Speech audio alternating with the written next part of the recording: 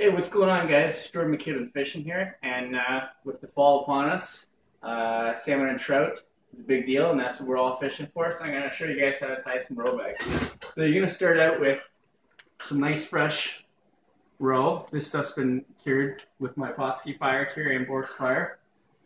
So you're going to start by lining up all your little spawn mesh. Okay, I find that's the easiest way to do it. And then you're just going to start dropping your eggs in there. So some guys like to count them out with a certain amount of eggs. I personally don't count them. I just eyeball it because you're going to want sacks of all different sizes. And the biggest thing this time of the year, especially when you're chasing steelhead, is having a variety of color. Now, I've been using the blue a lot lately on the Niagara because I find that when you're in a bigger body of water, you need a color that's going to really catch their attention. And yeah, the bright colors will work, but when you're fishing in those deeper waters, I find the blue works better because they see differently when they're really down deep there. So that's what you're going to start by, just dropping your scoop of eggs in there, okay? Now, another trick that I like to use, sorry, I got a bit of a cold here, is I'll throw a little piece of yarn in there. I've got the Glow Bugs bling on here. So you throw a piece of yarn in and just drop it right on top of your eggs there. And what that's going to do is not only is it another little addition to the visual presentation there, but it's also going to soak up that scent of the eggs once they start to milk out.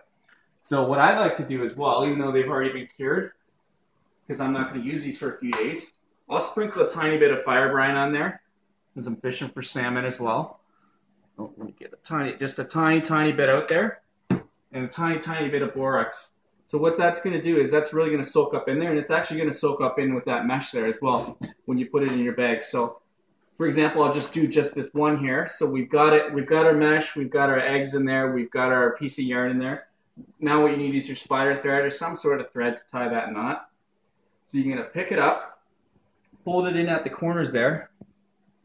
Okay. It's kind of tough when you got arthritis like me, and your hands are nice and sticky in that row. So we've got our corners all folded up. Oh, actually I missed a corner there.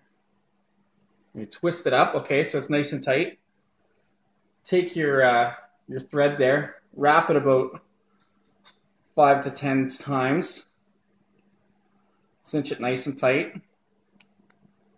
Snap her off, and there you go. You have your roe bag. So now all you're going to do right there is just trim off that end. And just a piece of thread there. You go, trim off that end. You got a perfectly good roe bag there. Add her to the pile there. Now, as you can see, I've got a big difference in colors there.